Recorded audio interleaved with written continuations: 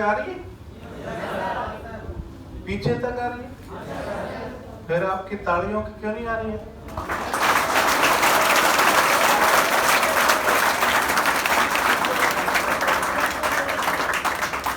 बैठ जाओ, बैठे बैठे बना लो, क्यों टेंशन ले? छोटी सी जिंदगी उसको टेंशन में ले लेंगे क्यों जी? टेंशन लेने से बहुत सारे नुकसान होते हैं। कई बुजुर्गों को देखो, मेरे दादाजी ने टेंशन ली, सर उनका ये ललाट बड़ा होकर पलाट हो गया था, और वो तो कह रहे थे ये जेडी अप्रूव्ड होने वाला है, फोटो खींच ले भाई, अब बीच में मत आना, ठीक? तो एक बार जोरदार ताली बजाओ, हंसने में मूड में बता देना, मैं काली फोटो आ रही हो तो मैं पीछे हो जाऊंगा, है ना? सही आ गया। हाँ, और तेरा हाथ कंपन करते हो तो पीछे हो, बच्चे को दे दो चश्मे वाले को, इसका पूरा जीवन निकल गया इसी में, दे दो तो पीछे वाले को दे दो, ले ले बेटे ले ले, तू बढ़ा दे। हाँ, ये नौजवान ये थोड़ा बुजुर्ग हो गए मेरे लाला राम जी। लाला राम सर को 2 माला पहनाना चाह रहे थे आप। सर आप माला पहनाया मत करो, आप तो जैसे वो पहले नहीं होते थे रिंग से साबुन उठा ली, यूं ही फेंक दो तो ही चली जाए। जोरदार तालियां सर की हाइट के लिए।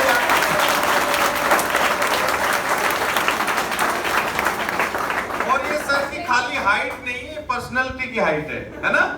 नहीं तो लोग वैसे ही हो जाते हैं लंबे। एक सर से भी लंबा था हमारे गांव में, वो एक दिन कह रहा, बोला भाई साहब ये अंगूर कैसे दिए? तो नीचे वाला बोल रहा है, बड़ वाला बोला ध्यान से देख संतरे हैं। मतलब हाइट का फायदा है, सर की हाइट अच्छी होती है तो दूर से बता देते हैं कि चोमू वाली बस चाल पड़ी को। हाइट का फायदा है, हाइट का फायदा है, लेकिन सर की हाइट, इसीलिए हाइट के अलावा भी पर्सनैलिटी और हाइट और व्यवहार जो इनका होता है वो उत्तम दर्जे का होता है। एक बार जोरदार सर के लिए तालियां लगनी।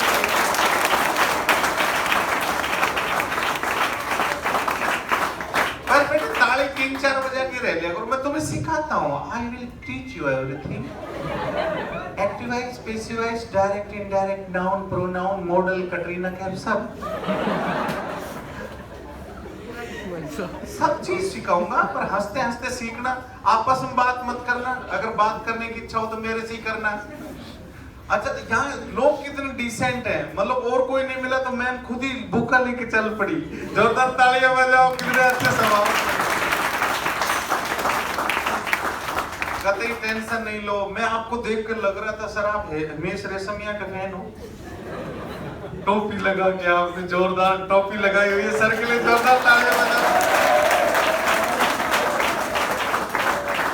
चलो आज हंसते हंसते सीखेंगे ना अपन। ये मैं बातें सब इसलिए कर रहा हूँ, इंटरेक्शन की, क्राउड वर्क बोलते हैं इसको, इसमें इसलिए कर रहा हूँ ताकि अपन जुड़ जाए, एक दूसरे को समझे। नहीं तो आजकल समझता ही कौन कुछ है। सर मेरे को कोई पुलिस तो पुलिस नहीं समझती, कभी नहीं समझते, और मैसेज भी कुछ समझती है कि नहीं समझती। लेकिन एक राज की बात मैं सिर्फ सर आपके इन बच्चों को ही बताना चाहता हूँ, कोई मुझे कुछ नहीं समझता, पर राज की बात ये है मैं भी किसी को कुछ नहीं समझता। ऐसे ही जीना चाहिए। जोरदार ताली बजा दो।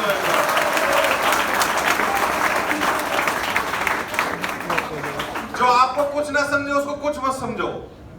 समय का ध्यान रखो कि इसको भी रहने दे चाहे उसको भी रहने दे, चाहे उसको तो बिल्कुल रहने दे जो तुझको बिल्कुल ना चाहे, पर अपनों को तो पहचान रे साथी, समय बड़ा बलवान रे साथी। इतना ही है।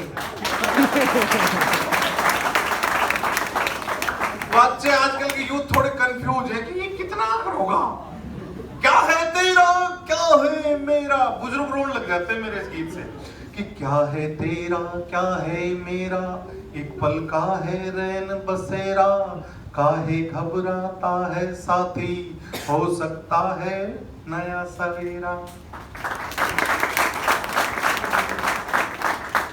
जन्म मरण के चक्कर में पड़ क्यों आज को खोता है, पल पल ही क्यों नीर बहाता, हर पल ही क्यों रोता है, क्या है तेरे बस में साथी, जो होना है होता है।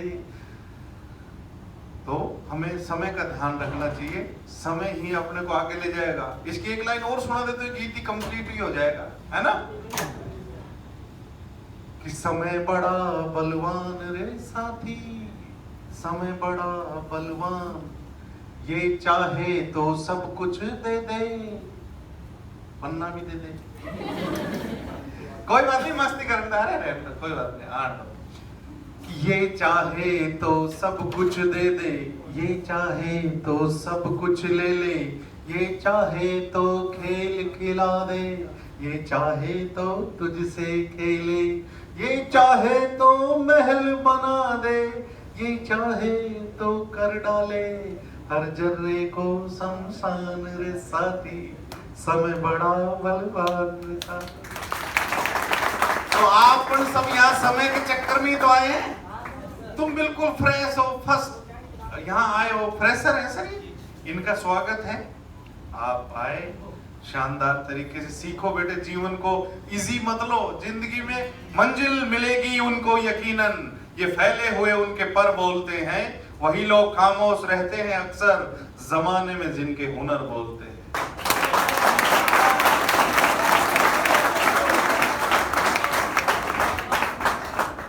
क्योंकि जो सफर इख्तियार करते हैं, आज तुमने एक नया सफर इख्तियार किया है ना, जो सफर इख्तियार करते हैं वही मंजिलों को पार करते हैं। एक बार चलने का हौसला तो कीजिए साहब, ऐसे चलने वालों का तो रास्ते भी इंतजार करते हैं। तुम सोच रहे हो कि अच्छा ज्ञानी बाबा आया है ना, ज्ञानी होनी कुछ नहीं हुआ, इसलिए करना चाहता हूं मैं ताकि अपन अटैच हो जाए, है ना। और मुझे बुलाया ये मोटिवेशन के लिए, तो मोटिवेशन बोलना भी जरूरी है, वरना तो मैं खुद ही इतना मोटिवेशन हूँ। 103 किलो तक तो मैंने गिना था, उसके बाद मेरा इसमें कोई कंट्रोल नहीं। मोटापा ऐसी चीज है, सब मोटे हैं आपा क्योंकि रोज 2 बिलन ना पा। मोटे आदमी को पता है मौत आ रही है, फिर भी उसका खाना जारी है। अच्छा, मोटे आदमी की हर चीज बड़ी मिलती है, घर के सामने एम्बुलेंस खड़ी मिलती है, और उसकी जिंदगी खाने में, पचाने में, पकाने में निकल। और तुम जितने यंग दिख रहे हो बेटे, जिम विम जाते हो, दौड़ लगाते हो, फिट हो ना तुम। मैं भी था, I was dam fit sir. मैं जिम जाता था, फिर मैं धीरे धीरे जिम में जाने लग गया।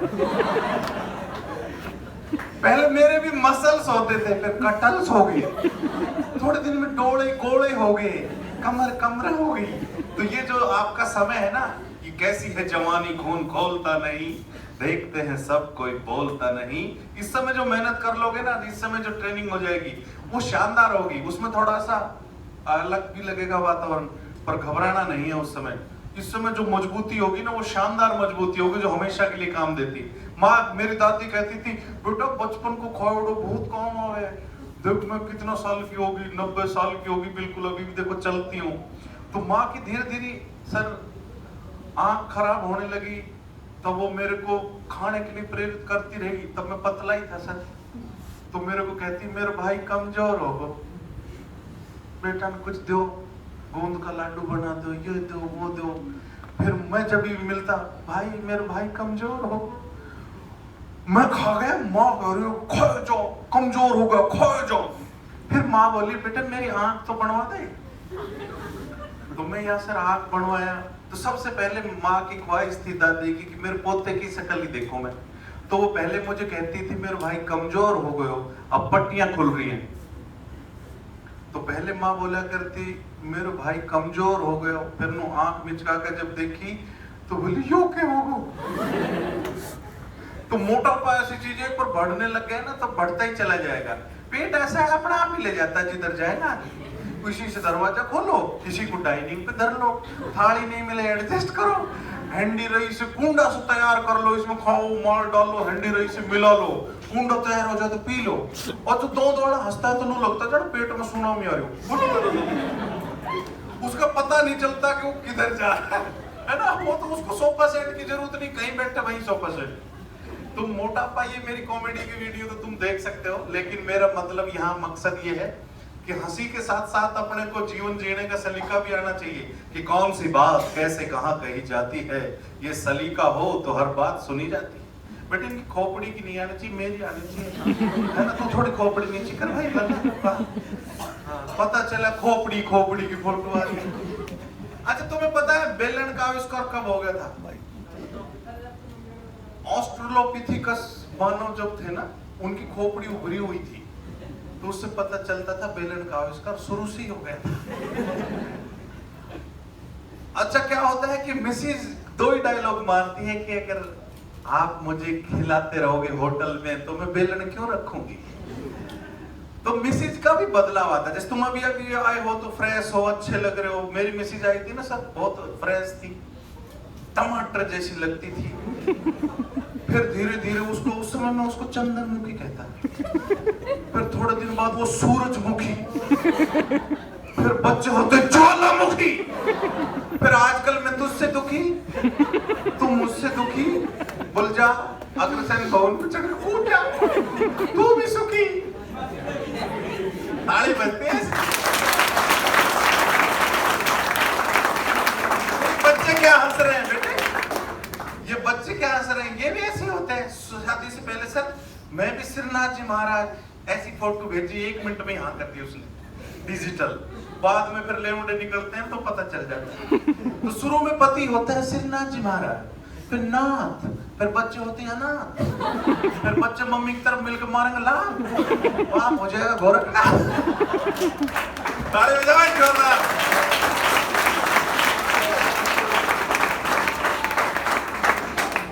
शक्ति ज्यादा बैठी हुई है, मैम बैठी हुई है, बच्चियां बैठी हुई है, इनको थोड़ा सा मोटिवेशन की जरूरत है। पहली बार आई हो, डरना नहीं है बेटा, हम बैठे हैं, सर बैठे हैं या मैम बैठी है, सब तुम थोड़ी देर में कहोगे तो बैठे ही रह गए। ऐसा नहीं है, लेकिन जो बात सर और हम बता देंगे आपको तो वो बात का असर होगा। देखना, मैं कहता हूं कि सलीका क्या है बच्चियों को संभल करने का, कि चिड़िया नहीं है बाज है तू, इस दुनिया का ताज है तू, रोकेगा कौन उड़ान तेरी, उड़ने में मिराज है तू। चिड़िया नहीं है बाज है तू, इस दुनिया का ताज है तू, रोकेगा कौन उड़ान तेरी, उड़ने में मिराज है तू, दुशासन का काल है तू, खप्पर भरनी विकराल है तू, अंदर झांक कमाल है तू। अब ये लड़के कह रहे होंगे कि हमारी तो बढ़ाई नहीं करी सर, हमको इंटरनेट से डाउनलोड करोगे। इनको मैं ये कहना चाहता हूं कि बेटे इसलिए तुम्हारी बढ़ाई, इनकी बढ़ाई नहीं, तुम्हारी बढ़ाई क्यों है? क्योंकि अपनी माँ भी किसी की बेटी थी, अपनी बुआ भी, बहन भी, आपकी भी बच्ची होगी, तब आपको एक बढ़िया फीलिंग आएगी, डिसिप्लिन लाते ही बच्ची, है ना। तो उस बच्ची को, उस पूरी नारी जाति का सम्मान करेंगे तो अपना सम्मान तो अपना आप ही हो जाएगा, है ना। उसका सम्मान कैसे होगा? तब मेडल भी वही लाती है। सबसे पहले मेडल की झड़ी हरियाणा की बच्चियों ने लानी शुरू करी, तो राजस्थान तो नजदीक ही अपना ही नंबर है ना। तब मैं कहता हूं कि माना बेटी पराया धन है, क्या इसीलिए ध्यान कम है, और बेटा घर का उजाला है, फिर उसी ने क्यों निकाला है, फिर उसी ने क्यों निकाला है। और असली तालियां तो इस बात को बताएगी कि बेटे के शौक में जाने कितने मेडल मार दिए हमने कोक में, और संभाल लेते अगर कोक हम तो मेडल आ जाते ना थोक में। मेरी बच्ची, जैसे मैं ट्रैफिक के पढ़ाता हूं तो मेरी बच्ची एक दिन बोल रही थी, पापा अपने ऐसी गाड़ी नहीं लाएंगे जिसमें एयर बैग हो। मगर एयर बैग तो जरूरी है बेटा, मम्मी कल कर रही थी कि देखो बेटा गाड़ी में ढंग से चला करो, बेल्ट वेल्ट भी लगाया करो, मिस्त्री जैसा मरण लग रहा है। माँ को पता ही नहीं मिस्त्री कितने पैसे वाला है, सीरियस हो जाता है आदमी। लेकिन एक बात है, मैं कहूं बेटा क्यों नहीं लाया ऐसी गाड़ी, क्यों नहीं लाया जिसमें एयर बैग हो? तो बच्चियां बहुत सेंस ऑफ ह्यूमर अच्छा होता है, बोल पापा आप ऐसा करना, अगर एक्सीडेंट हो जाए तो तुम भी फंसा दे। तो वो क्या कि ह्यूमर से बच्चे समझते हैं। स्कूलों में जब हम पढ़ाते हैं रोड सेफ्टी तो हम उनको समझाते हैं बत्तियां कितने तरह की होती है बताओ? 3। कौन कौन सी? लाल, हरी, पीली। जयपुर में एक 5 बत्ती चौराया है, तो मुझे लगा 5 बत्ती होंगी। फिर मैंने उनको कल्पना को साकार करा तो मुझे पता चला 5 बत्ती क्यों है। 5 बत्ती बताओ कोई क्यों है? 5 बत्ती इसलिए है कि 3 तरह की कोई बत्ती नहीं मानेगा तो चौथी अगरबत्ती। जो उसकी फोटो पे चढ़ेगी जो नहीं मानेगा, और 5वीं मोमबत्ती जो उसके लिए कैंडल मार्च करेंगे अपन। तो अच्छी चीजों पे ताली नहीं मिलती क्या? पढ़ाई की हमारी टेक्निक होती है कि वे रोड सेफ्टी भी समझे लोग, है ना? तो जरूरी है ना हंसते हंसते समझना, क्योंकि भूख तो लगती है भूखे को। अपने को संस्कार अपने अंदर जीने चाहिए कि भूख तो लगती है भूखे को, पिज्जा बर्गर खाने वाला क्या समझेगा सूखे को, और प्यास तो लगती है प्यासे को, वरना तो जालिम में सचमान बैठता तेरे दिलासे को, और नींद तो आती है मस्त मलंगों को, वरना तो लोग तकलीफ सी देते हैं पलंगों को। हंसी की जरूरत इसलिए पड़ती है बेटे क्योंकि हर तरफ लटकते चेहरे हैं। जब अपन नई जगह जाते हैं चेंज भी अपने को लटका देता है चेहरे को, लेकिन उस समय अपने कॉन्फिडेंस कैसे आता है कि हर तरफ लटकते चेहरे हैं, न जाने राज कितने गहरे हैं, मिलके चल नहीं पाते हैं 2 कदम, फिर भी जाने क्यों कदम कदम पे पहरे हैं, और कोई सुनता नहीं है तेरे राज में, क्या सारे के सारे बहरे हैं। मत मायूस हो दुनिया की रंगीनियों को देखकर, ये दौलत के फसाने हैं जो ना तेरे हैं।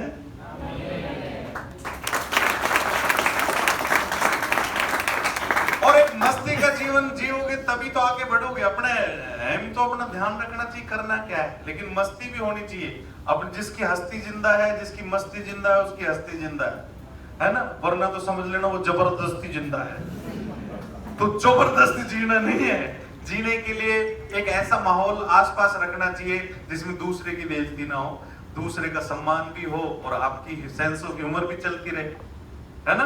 तो उसमें मजा ही कुछ और आता है, तो उसका आनंद ही कुछ और आता है। तब मैं कहता हूं कि मस्त खिलाड़ी जीवन में सहमत नहीं देखा करता है।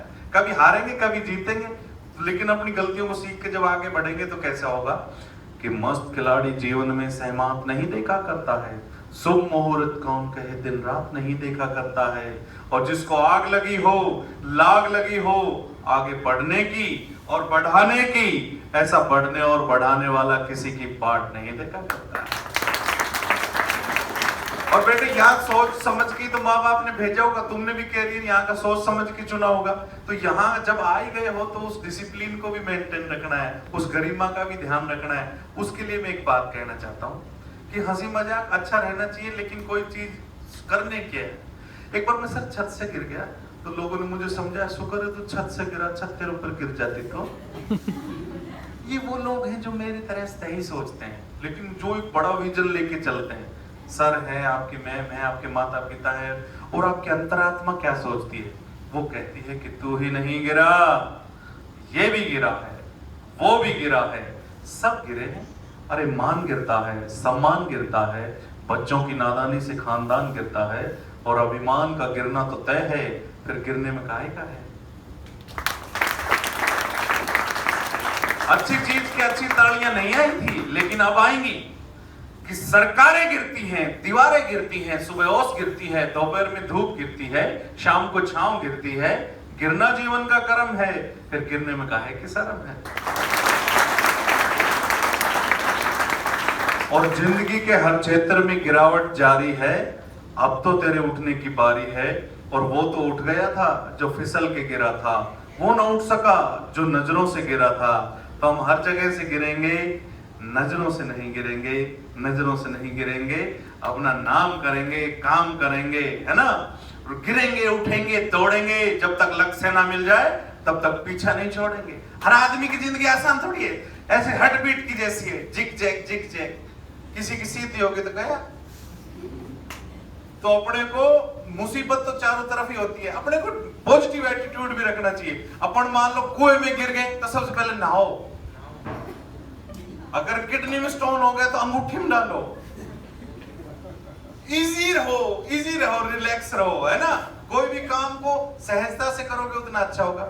रो रो के करोगे, चाहिए हंस के करोगे, ससुराल तो जाना ही पड़ेगा, है ना? और पुलिस से अच्छी ससुराल। मजाक की बात है, लेकिन एक बात है कि जीवन में सेफ रहना चाहिए ना, इसलिए हम बच्चों को पढ़ाते हैं, बेटे आसपास तेजी मत करो। कोई सर चलो तो धूम मचा ले, बाद में गोडे टूट जाते हैं तो मम्मी बचा ले। है ना, कोई वो हेलमेट भी पहनेगा तो शाहरुख खान जैसा पीला सा ऊपर ऊपर, कवर्ड वाला नहीं, स्ट्रिप नहीं लगी होगी, वो ऊपर ऊपर रख के हेलमेट पूरा हो गया। दिल में मेरे दर्द डिस्को, बाद में इधर की चड्डी इधर को खिसको, और ये हड्डी इधर आ जाएगी, अच्छा थोड़ा लगेगा। अरे अभी तो तुम स्मार्ट लगते हो, ऋतिक रोशन की तरह हाय जस्ट, और टाइगर श्रॉफ की तरह चक चक चक चक। बाद में मान लो अगर एक्सीडेंट हो गए, अपनी गलतियों से एक्सीडेंट हुए, फिर आपकी चाल भी बदल जाएगी, फिर आप ऐसे चलोगे मारा ठुमका बदल गई चाल, जैसे मामा शकुनी चलते हैं ना ऐसे, यहाँ हाथ रख के भांजे, आपके ऊपर है कि आप कैसे चलना चाहते हैं। नहीं, हमेशा सदा मत चले, जीवन में अपने एक मध्यम मार्ग रखें, कोई दिक्कत नहीं है उसमें। हमेशा अपन टेंशन में रहते हैं, कई आदमी तो यूं टेंशन में रहते हैं, कोई राम राम करते थे, कौन था ये, अरे कर गया हमेशा हर चीज की टेंशन ले लेते हैं अपन। माँ बाप भी रहते हैं, मेरी मम्मी भी सारा दिन टेंशन लेती है, और मेरी मिसेज तो सबसे ज्यादा टेंशन लेती है, उसके चश्मा चढ़ गया, पता है तुम्हें? नहीं पता, अभी पता चल गया। चश्मा सर ऐसा चढ़ा, अब थोड़े दिन बाद उसने चश्मा जब नया नया चढ़ता है तो इंसान क्या करता है, यहाँ से लेके यहाँ रखता है, तो फिर मैं समझ जाता हूँ आँख ही नहीं, आज इसका खोपड़ा भी खराब है। कई लोग यहाँ रखते हैं, इसका समझ लो पापा के दिल काला है, गहरी चोट है, मन में खोट है या कलौट है। कई डोरी में टांगते हैं, इसको लीवर फेफड़े सब गए। और एक तुम्हारे जैसा मेरा बच्चा, वो सारा दिन चुक चुक चुक चुक डांसर, और यूं घूमो यूं लगाता है, मैं कह इसका तो भविष्य ही खराब है। तो अपने को आसपास ह्यूमर ढूंढना चाहिए, पॉजिटिव लोगों के साथ रहना चाहिए, जो नेगेटिविटी लाए उससे दूर करने की कोशिश करनी चाहिए, क्योंकि अपनी क्षमताओं का दोहन नहीं कर पाते अपन। पता अपनी पर्सनैलिटी में जो भगवान ने अपने को दी है, उसका अपन 1% भी काम नहीं करते। उसका एक उदाहरण दूं, जैसे मान लो कॉमेडी की बात लेते हैं, तो कपिल शर्मा एक शो का कितने पैसे लेता है, 1.25 करोड़ रुपए करीब, वो उसकी डेट भी खाली नहीं है 5-6 साल तक। सुनो, वो 100% काम करता हो, चाहे वो वैसे अगर ले आएंगे तो हो सकता है अपन उससे ज्यादा हंसा दे, मेरी जो हंसाने की जो टेक्निक है वो उससे तेज है, लेकिन वो सही जगह उसने ब्रांडिंग की, चैनल पे काम करा और एक व्यवस्थित उसका जम गया, तो वो 100% अपन उसको मान लेते। तो अगर उसने 100% काम किया तो उसकी फीस कितनी है, 1.25 करोड़।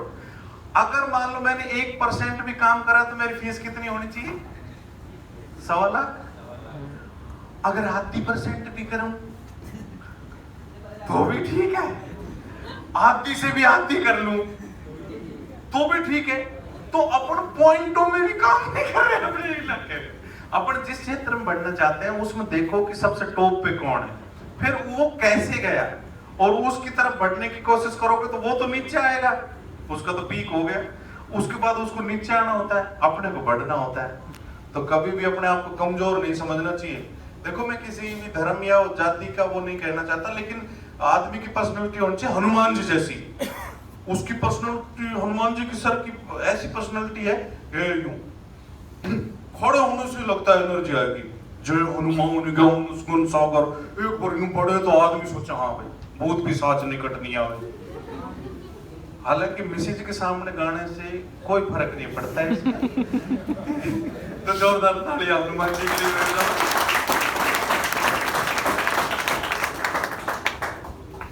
हमेशा पॉजिटिव एटीट्यूड। कितनी देर बोलना है सर, मुझे बता देना, मेरे को पता नहीं रहता है ना। मेरे को यूं मतलब रोटी खाता हूं तो मुझे पता नहीं रहता, मैसेज कहे 9 होगी, खड़े हो जाए। गिनती आजकल तो 4 से ज्यादा नहीं दूंगी। सर अभी टेस्ट कराया तो उसमें शुगर निकल गई और वो कोलेस्ट्रॉल निकल गया। अब मैसेज मेरे को पता है क्या करती है, मीठा बंद कर दे, मेरा मीठा बंद कर दो, मुझे कोई ऐतराज नहीं है। चाय फीकी, मिठाई फीकी, और सबसे बड़ी बात है मीठा बोलना ही बंद कर दे उसको। और वो चिकनाई का तो ऐसी हालत है कि किसी को खाने नहीं देती हो, देखती है कि हाँ चुपड़ी रोटी है, पपड़ी उतार ले रही। मैं देख रहा हूँ पपड़ियां गई कहाँ, मैंने देखो अपना कुत्ता है ना वो मोटा हो रहा है, उससे चला नहीं जा रहा, मैं ये फिसल फिसल के इसीलिए। तो आसपास खूब कॉमेडी होती है, अपन देखते नहीं। जैसे कोई मुस्कुरा के देखे तो ये समझ लेना चाहिए कि बड़ा अफसर है या बॉस है और या घर वाले कोई मुस्कुरा के देख रहे हो, मिसेज मुस्कुरा के देख रही हो, तो इसका सीधा सीधा मतलब अगला काम बताए। लेकिन नीचे वाला भी अगर कुछ मुस्कुरा के देखे ना, बड़े को सर को कोई मुस्कुरा के देखे तो समझ लो छोटी जी। ये सच होती है। तो मैं तुम्हें हंसना सिखा दूं, हंसो ऐसे जैसे कोई पति हंस रहा हो। सर, पति कैसे हंसता है? पहले वो मिसेज को देखता है और ऐसे देखता है जब भूखा कुत्ता रोटी देख रहा हो। और मिसेज सियाणी हुई होगी तो ऐसे देखेगी जैसे बिल्ली चूहे को देख रही हो। और माई के माई होगी तो कहेगी थोड़ा सा हंसना, लिटिल बिट। उस समय पति को औकात नहीं दिखानी चाहिए, उसको ऐसे ही हंसना चाहिए जैसे उसके माँ बाप मर गए हों। उसको ऐसे हंसना चाहिए या धीरे से। और ज्यादा हंसा से छूटे तो जैसे कुत्ता होता है ना, पूंछ को पीछे जाकर दांत निकाल। बहुत ज्यादा हंसा से छूटे तो टॉयलेट में जाओ, चिटकने लगा और यस यस यस यस, तालियां कमजोर है।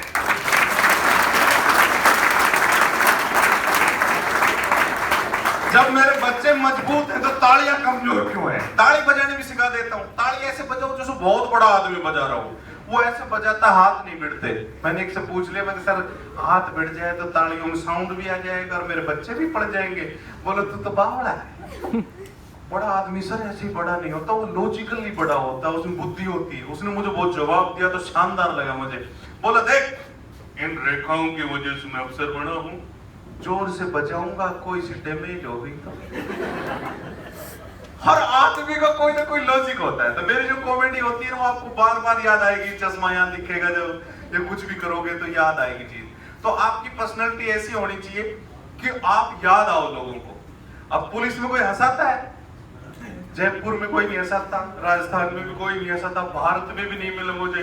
पूरे वर्ल्ड में जब मैं सर्च करोगे तब भी नहीं मिला। तो मैं अकेला आदमी हूं ना, अपनी क्षमताओं को मुझे पहचानना चाहिए कि मैं कर क्या सकता हूँ। ठीक है?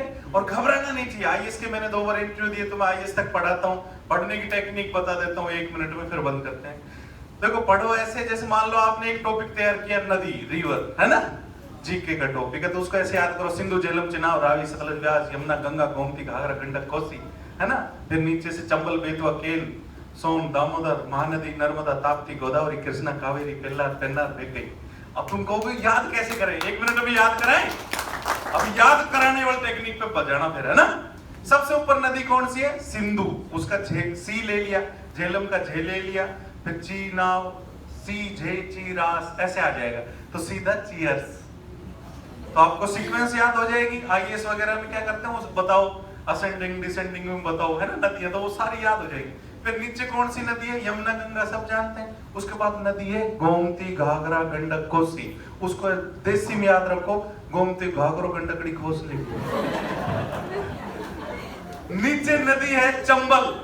चंबल नदी के पास है बेतवा, केन, सोन, बीकेएस। चंबल में डाकू रहते हैं बेटे, बक्से तो बक्से, ना बक्से तो ना बक्से, है ना। वो कहेंगे दाम इधर धर, यानी दामोदर नदी। फिर माँ कहेंगे मैं तो मेरी पोटली नहीं दे रही, तो माँ ने नहीं दी तो महानदी। फिर नर्मदा का एन ले लिया, ताप्ती का टी ले लिया। नट टाइट करो पढ़ाई का, फर्स्ट ईयर में है तो क्या अभी से आईएएस की तैयारी, है ना, टाइट कर दिया। उसके बाद नदी है गोदावरी, कृष्णा। गोदावरी का जी ले लिया, कृष्णा का के ले लिया, तो जी के। तो याद करेंगे तो पाएंगे और ताज पहन के जाएंगे हमारी बच्चियां।